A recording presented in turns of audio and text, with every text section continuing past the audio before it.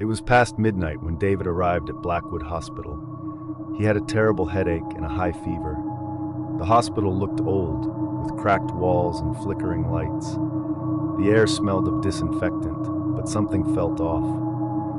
The receptionist, a pale old woman, barely looked up as she handed him a form to fill out. "Take a seat. Someone will call you soon," she whispered, her voice barely audible. David sat in the waiting area, feeling uneasy. There were only a few patients, but they sat still, too still. One man stared at the floor, not blinking. A woman in a hospital gown held her wrist, her fingers pressing into her pale skin as if checking for a pulse. No one spoke, no one moved much. The silence was heavy. A nurse appeared from the hallway. She wore a white uniform, but her face was emotionless.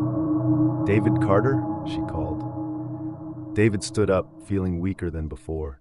He followed the nurse down the dimly lit hallway. The walls had old, peeling wallpaper, and the air felt thick. The doors on either side were shut, and he could swear he heard whispers behind them. The nurse led him to a small examination room. "The doctor will see you soon," she said before leaving. David sat on the examination table, his skin cold against the leather surface.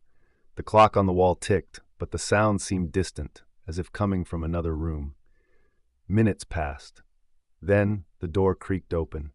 A tall doctor in a long white coat stepped in. His glasses reflected the dim light, making his eyes invisible. "Good evening, David," the doctor said in a slow, deliberate tone. "How are you feeling?" "Not great," David muttered.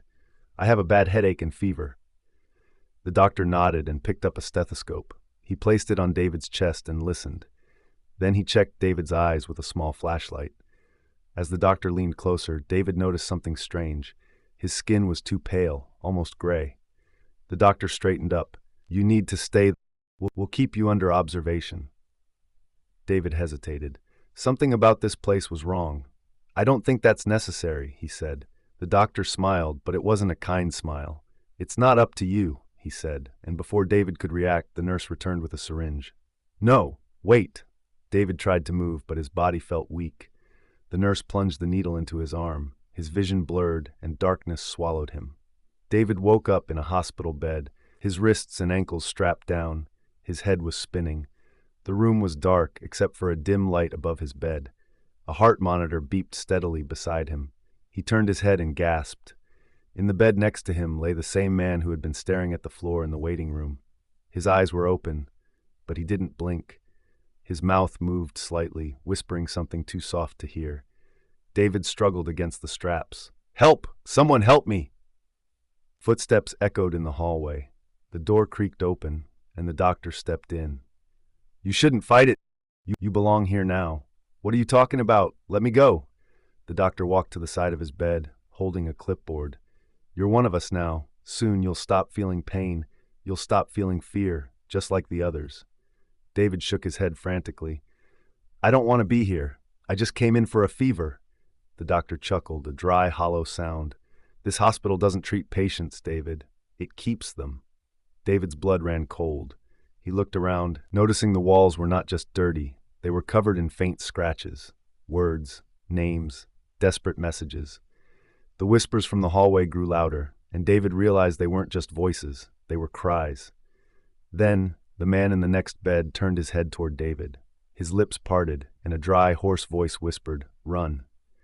David's heart pounded. He pulled at the straps with all his strength.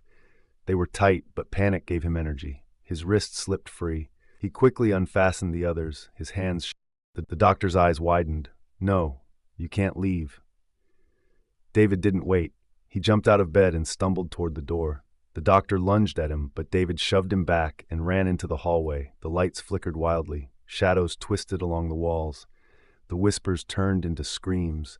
Doors along the hallway began to open, and pale, lifeless figures stepped out. Their eyes were hollow, their faces frozen in expressions of agony. David ran. He didn't know where to go, but he ran. The exit sign flickered in the distance. He sprinted toward it, but the nurse appeared in front of him, blocking the way. "You can't leave," she whispered. David grabbed a metal tray from a nearby cart and swung it at her. She staggered back, giving him just enough time to push past and reach the exit door. He burst through and ran down the steps into the cold night.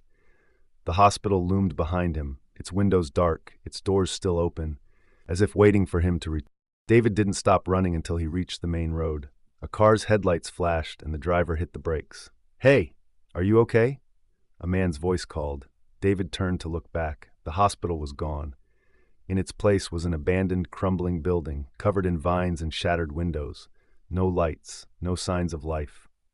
"That hospital," David gasped. "It was just there." The driver frowned. "Blackwood Hospital? It shut down 30 years ago. They said something terrible happened there. No one goes near it."